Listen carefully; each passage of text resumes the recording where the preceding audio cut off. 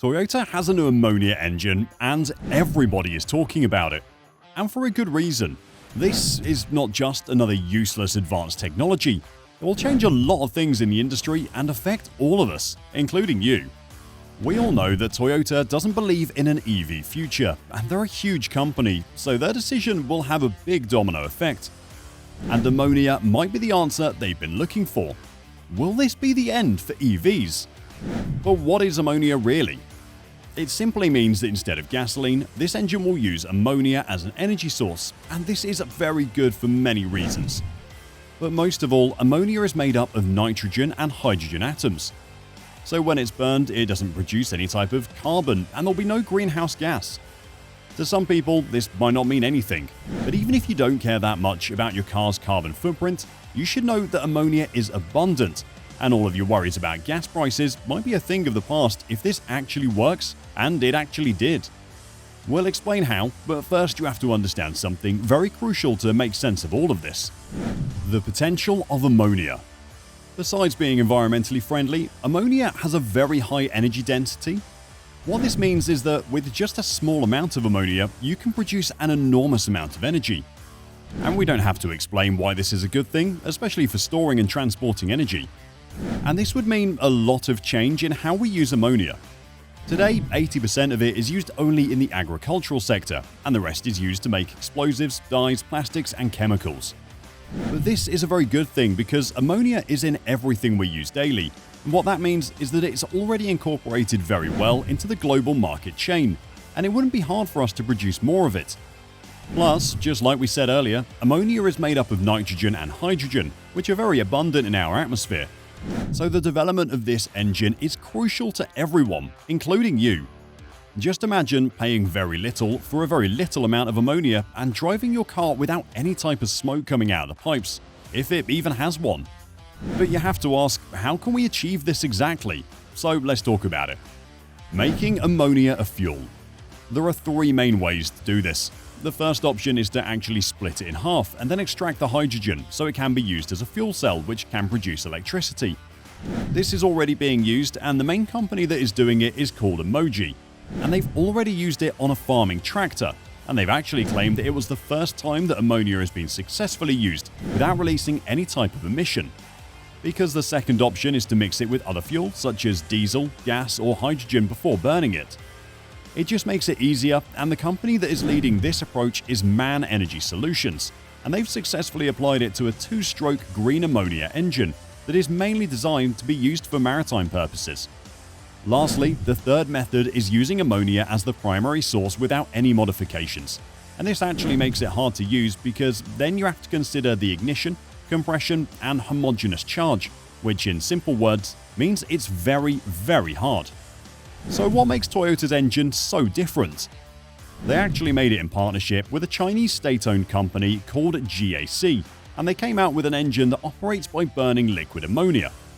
It's a 2-litre 4-cylinder engine capable of producing 161 horsepower, which might not seem much of a significance, but the average horsepower of cars is actually around 180 horsepower, which means that this engine is just a little below average. And the crazy thing is that it's just a prototype.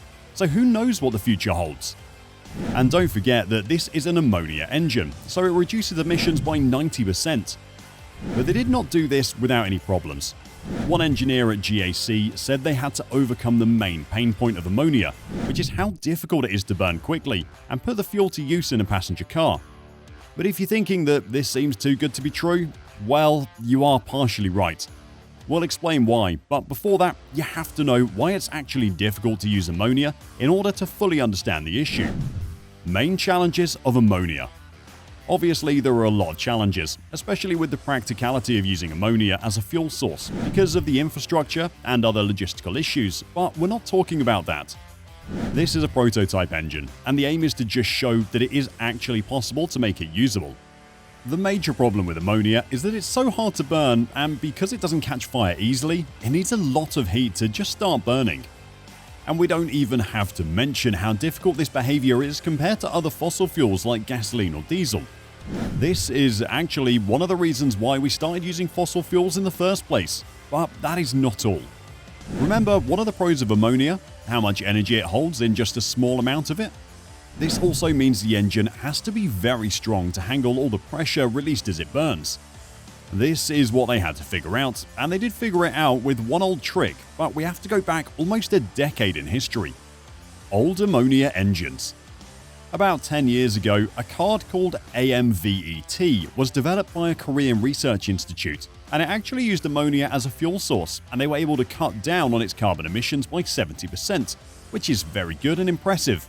But the odd thing is that ammonia doesn't release any carbon upon burning, and this happened because they actually mixed it with 30% gasoline. But still, the fact that we can achieve this is amazing, and if you've been following along, then you might have already realized what GAC did. Their engine was able to cut emissions by 90%, and it did produce a small amount of carbon dioxide. They did this because, just like we talked about, ammonia is not easy to burn quickly, and engines that run at high speeds or low power need it to do so. By mixing it with other fuels, GAC might have been able to solve their problems. But if you're thinking that this is cheating, you have to understand that this is still very impressive, and honestly speaking, we need this because of the way things are going on in the world, and we're not talking about global warming. Why does this matter? We have to acknowledge the impact of combustion engines on the environment. But there is one more reason that this engine matters so much, and that is policies. Governments around the world are trying to get rid of combustion engines, including China, which has the biggest EV market in the world, but there is still a huge demand for traditional combustion engine cars. But the Chinese market is going down the same road as California did, and there are talks about banning combustion engines. Which might seem like a good thing, but the grim reality is that although they're undoubtedly good, EVs have a long way to come before they're as convenient as modern-day combustion engines, and even California has been facing a lot of problems lately. This is one reason why Toyota doesn't believe that EVs are the future. And new kinds of fuels, such as hydrogen, ammonia, and synthetic fuels, might make the combustion engine last longer. Eventually, these fuels might get cheaper and greener than electric vehicles in the future, and appeal to more people who want to save money and the environment. They might make it easier for more people to use their cars without worrying about charging or running out of power. The future of the ammonia engine. By now, you know all about ammonia engines, and the reality is that we can't afford to give up on them. We've come so far, and now that we see all the potential of it, there will be more discoveries and ways to make it effective. One huge force that will not likely stop exploring is Toyota, because it goes with their vision and strategy. For us, it will be useful without a doubt. Even just the discussion alone is a good thing, but it will be so interesting to see what Toyota comes up with next.